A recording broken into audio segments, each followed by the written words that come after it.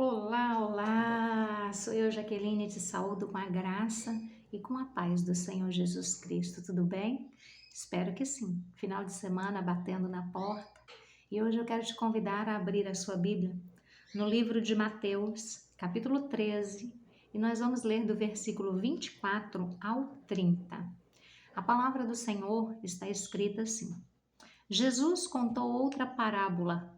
Ele disse ao povo: O reino dos céus é como um homem que semeou sementes boas nas suas terras. Certa noite, quando todos estavam dormindo, veio um inimigo. Semeou no meio do trigo uma erva ruim, chamada joio, e depois foi embora. Quando as plantas cresceram e se formaram as espigas, o joio apareceu. Aí, os empregados do dono da terra chegaram e disseram: Patrão, o Senhor semeou sementes boas nas suas terras. De onde será que veio esse joio? Foi algum inimigo que fez isso, respondeu o dono. E eles perguntaram: O Senhor quer que a gente arranque o joio? Não, respondeu ele. Porque quando vocês forem tirar o joio, poderão arrancar também o trigo. Deixem o trigo e o joio crescerem juntos, até o tempo da colheita. Então eu direi aos trabalhadores que vão fazer a colheita: arranquem primeiro o joio e amarrem em feixes para ser queimado. Depois, colham o trigo e ponham no meu depósito. Eu tenho percebido algo muito sério no meio das igrejas hoje. Como eu não nasci no ambiente cristão, quando me converti, eu tinha uma percepção do que era o povo da igreja.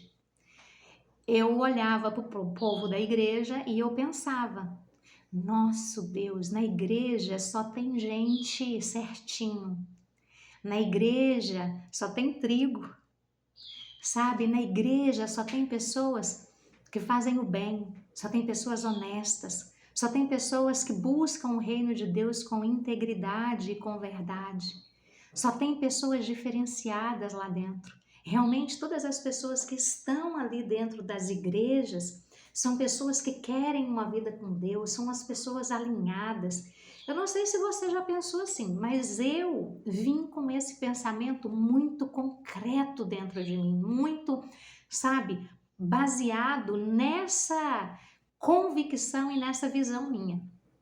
Eu vim com um senso de justiça de que na igreja seria sim um povo diferenciado verdadeiramente.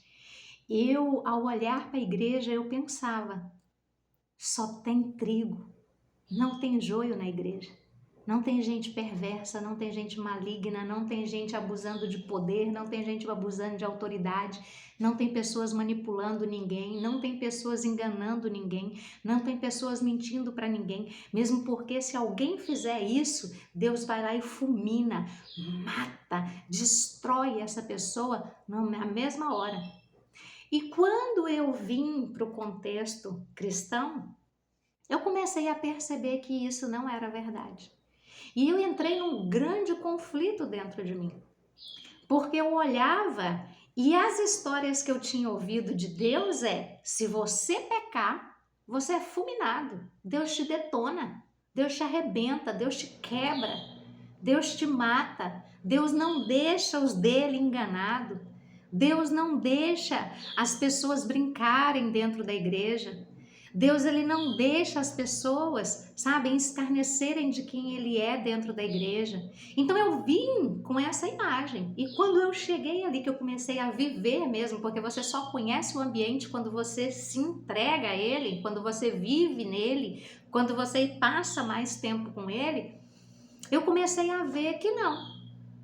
Eu comecei a ver pessoas abusando de autoridade, matando ovelha. Eu vi pessoas enganando as outras, eu vi pessoas mentindo para as outras, eu vi líderes de louvor em adultério, eu vi missionárias mentindo para as pessoas, eu vi pastores e lideranças abusando da inocência das pessoas que estavam chegando há pouco tempo. Eu vi autoridades distorcendo verdades bíblicas para poder ter alguma vantagem sobre os membros da igreja. Eu vi autoridades usando de manipulação perversa para manter pessoas debaixo do seu jugo e da sua própria vontade. E aquilo tudo começou a embaralhar demais a minha cabeça, começou a trazer muitos conflitos dentro de mim, porque eu vim do mundão cheio de uma justiça própria, de que dentro da igreja teria pessoas totalmente diferentes, pessoas verdadeiramente entregues ao Senhor e que viviam uma vida que condizia com a palavra do Senhor, sabe? E quando eu vi tudo isso tudo me chocou demais. Eu tirei os olhos do Senhor e eu comecei a olhar para aquelas pessoas. E hoje nós corremos um grande risco quando nós fazemos isso.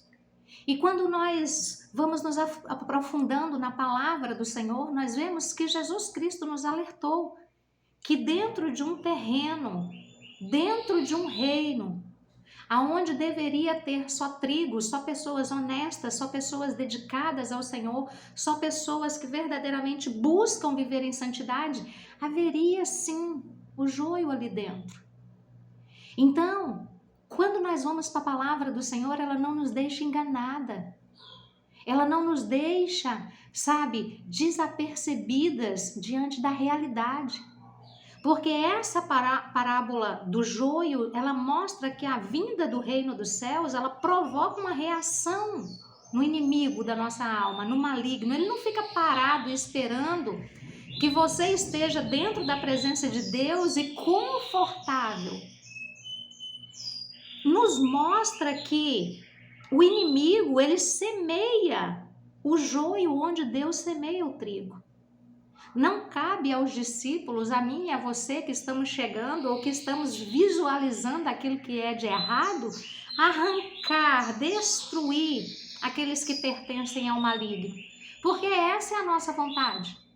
Porque muitas vezes quando eu vi alguém abusando da autoridade, matando uma alma, tirando uma pessoa de dentro da igreja, jogando ela no mundo, porque as reações do maligno e ações do maligno provocam isso.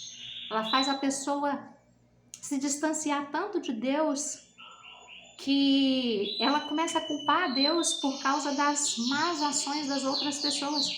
E aí, quando nós conhecemos a palavra de Deus, nós vemos que nós não somos os únicos. Se você abrir a sua Bíblia no Salmo 73, nós vamos ver um salmo que Asaf escreveu.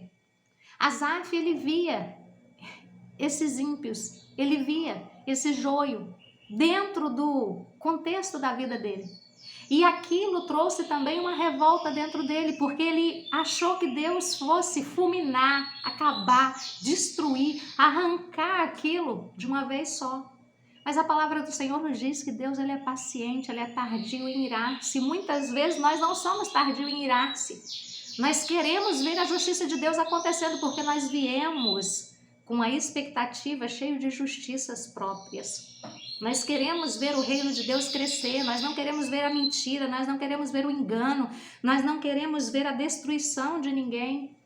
E ver isso tudo e ficarmos calados diante da não ação de Deus como nós achamos que devemos ser, traz indignação para o nosso coração. E foi isso que Asaf falou. Se você abrir a sua Bíblia no Salmo 73, o versículo 2, ele diz: "Quanto a mim, os meus pés quase se desviaram. Pouco faltou para que escorregassem os meus pés."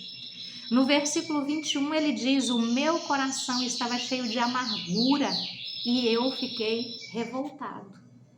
Asaf era um homem que estava no templo, era líder de louvor, de adoração, de entrega ao Senhor. E no contexto dele ele via pessoas que eram más, que se comportava como os ímpios. E isso fez com que o coração dele se enchesse de amargura, de rancor, de tristeza, de dor, porque ele não conseguia, como às vezes nós não conseguimos compreender como que Deus permite que aquelas pessoas continuem naqueles ambientes e não se arrependam, não se envergonhem, Sabe, porque para nós que viemos do mundo, é comum nós nos vestirmos de qualquer maneira. Mas quando a gente vai para a igreja, a gente pensa que as pessoas da igreja vão se vestir diferenciada, com pudor, mulheres, né? Mulheres com pudor, com respeito, sem chamar a atenção, sem usar de sensualidade, sem usar de lascívia, sem usar, sabe, apetrechos que vão mostrar o seu corpo e fazer com que os outros a desejem e que as mulheres as invejem ou tenham raiva delas. E às vezes a gente chega dentro da igreja e a gente vê isso. Às vezes a gente acha que no mundo é totalmente normal você ver um homem casado dando em cima de outras mulheres, mas na igreja não. E aí você chega na igreja e você vê isso também. E aí você olha, você vê mulher mentindo para o marido, marido mentindo para a mulher, filhos enganando os pais, e você fica perdido naquele meio. E aí nós corremos o risco que Asaf também correu. Ele disse: quanto a mim, os meus pés quase se desviaram. A palavra do Senhor nos diz que nós devemos olhar para o autor e consumador da nossa fé, que os nossos olhos têm que estar em Jesus Cristo. Sabe, se nós tirarmos os olhos de Jesus Cristo para olharmos o que as pessoas estão fazendo, o que as pessoas estão dizendo, como as pessoas estão vivendo mesmo dentro da igreja, talvez os nossos pés possam se desviar. É triste dizer isso, mas é verdade. Às vezes eu paro para conversar com pessoas ditas cristãs, que o vocabulário delas me envergonha. A cada 3 palavras, 2 são xingamentos, são palavrões. E eu olho, eu fico tão entristecida, isso me dói tanto. Até hoje me dói. Porque às vezes é difícil você entender como que essas pessoas estão dentro das igrejas, estão ouvindo a palavra do Senhor e os seus corações estão tão duros para a verdade da palavra do Senhor. Não é fácil nós buscarmos a santificação diária, nós olharmos para nós e nos corrigirmos todos os dias, porque ser cristão e buscar a santificação é isso, é você olhar para você e você se corrigir todos os dias, é você se disciplinar a olhar para você todos os dias e permitir que o Espírito Santo te corrija todos os dias. E é complicado nós olharmos para as outras pessoas que estão ouvindo a mesma coisa que a gente ouve, mas elas não entendem aquilo que é falado. E aí quando nós vamos para a palavra do Senhor, a palavra do Senhor nos diz que o príncipe desse mundo, Satanás, o maligno, mesmo que implantou o joio no meio do trigo, ele cegou o entendimento, a compreensão daqueles que até dizem que servem ao Senhor, mas que o coração deles estão corrompidos pela mentira, pelo engano, pela avareza, pela soberba, pelo orgulho, pela altivez, pelo espírito de manipulação. Então, quando nós olhamos, nós podemos ver que Jesus Cristo ele nos advertia. Ele deixou escrito que naquele grande dia se apresentarão muitas pessoas diante dele. E chegarão pessoas diante dele e dirão para ele: Jesus, em teu nome profetizamos, em teu nome expulsamos demônios. E Jesus disse que chegaria diante dessas pessoas e falaria para elas: aparta-te de mim, porque eu não te conheço, vós que praticais a iniquidade, a maldade. É o joio no meio do trigo, é os bodes no meio das ovelhas, é aqueles que estão dentro, no lugar certo, mas com a intenção errada. São pessoas que não querem quebrantar o seu coração na presença do Senhor. E infelizmente nós vamos lidar com esse tipo de pessoa até Jesus Cristo voltar. Porque no tempo de Asaf lidou com isso. No tempo de Jesus também lidou com isso. Nos nossos tempos hoje nós também estamos lidando com isso. E enquanto Jesus Cristo não voltar e fizer a colheita, como está no versículo 30, nada disso vai mudar. Somente se a pessoa olhar para os seus caminhos e ver que verdadeiramente ela está sendo um joio no meio do trigo, é que Deus tem a oportunidade de transformar ela se ela quiser. Porque Deus, ele não impõe a vontade dele. Ele dá oportunidade para mim e para você mudarmos todos os dias. E não é também função minha e sua tirarmos como os funcionários queriam. Os funcionários, no verso 28 diz: o Senhor quer que a gente arranque o joio. Muitas vezes a gente quer que essas pessoas que fazem esse tipo de coisa saiam de dentro da igreja, vão viver a vida delas lá fora. Mas enquanto elas estiverem ali, Deus está dando oportunidade para elas. Porque diz a palavra do Senhor que Deus, ele não tem prazer na morte do ímpio. Uma pessoa pode estar dentro da igreja e ela ser ímpio. E Deus não tem prazer na morte dela. Deus, ele vai lutar até o último momento para que todas as pessoas da face da terra sejam salvas, libertas, transformadas do poder do inimigo, das garras do inimigo, da maldade do maligno. Sabe, que nós possamos fazer o que Jesus Cristo nos ordenou, colocar os nossos olhos fitos nele. Só ele é fiel, só ele é leal, só ele é verdadeiro. Que nós possamos olhar o exemplo de Asaf, que olhou e os seus pés quase se desviaram. E que nós possamos olhar, mas não permanecer com o nosso olhar nessas pessoas. Porque essas pessoas, o alvo delas ali, mesmo que elas não saibam, é trazer destruição àqueles que verdadeiramente querem algo com Deus. Porque se nós olhamos muito para uma situação, nós vamos nos colocar como juiz de uma situação. Nós vamos querer que Deus faça aquilo que nós achamos que é o correto, que é o certo. E Deus, ele não vai agir em cima da minha e da sua justiça. Ele vai agir em cima da justiça dele, em cima do tempo dele, do desejo dele e da vontade dele. A minha e a sua obrigação é só continuar crescendo como trigo. Versículo 30. Deixem o trigo e o joio crescerem juntos até o tempo da colheita. Nós precisamos esperar até o tempo da colheita para nós sermos colhidos. Nós precisamos permanecer onde Deus nos plantou, na presença dele, buscando a santidade, buscando a santificação, buscando a renúncia, buscando a mudança todos os dias. Nós precisamos olhar para o Senhor e nos colocar no lugar de santificação, no lugar de trigo todos os dias, para esperarmos que Deus venha e faça a colheita dele na nossa vida. Deus, ele vai arrancar o joio. Deus, ele vai arrancar o trigo. Deus, ele vai fazer o que precisa ser feito no tempo dele, do jeito dele.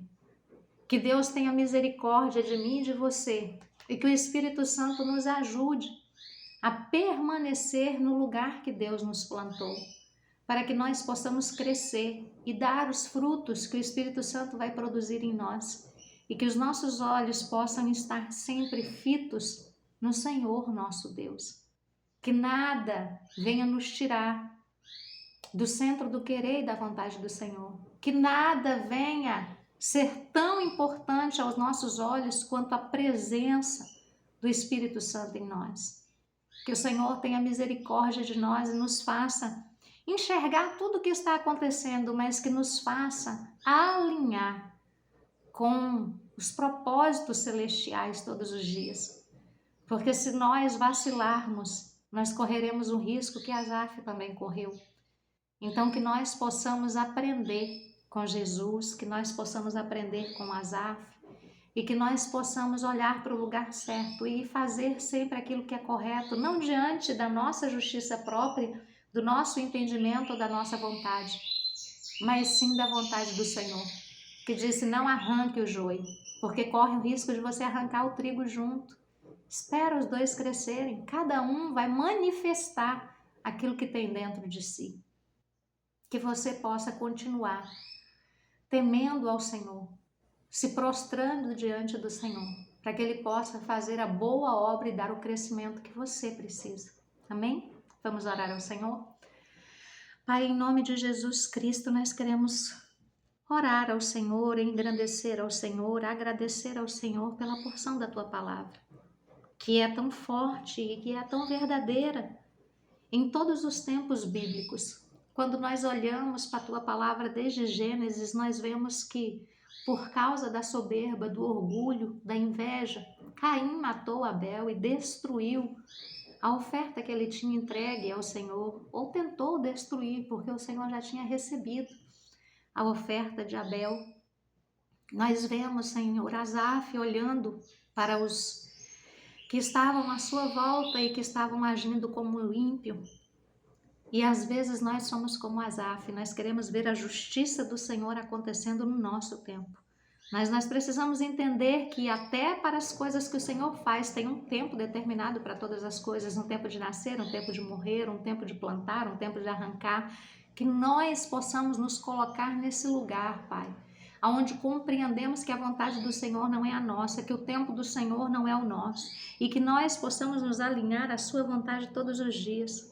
Não deixe o nosso coração ser corrompido, não deixe os nossos olhos ser consumidos pela maldade que muitas pessoas escolhem viver, mas que nós possamos continuar crescendo em graça e em conhecimento dentro da Tua palavra, para poder glorificar, honrar e louvar ao Senhor todos os dias da nossa vida. Assim, Pai, nós oramos e Te agradecemos e pedimos, tem misericórdia de nós. Nos ajuda a permanecermos no centro do Teu querer e da Tua vontade. Em nome de Jesus. Amém. Amém. Que o Senhor nos abençoe nesse dia e nos dê também um excelente final de semana. Fica com Deus e um grande abraço.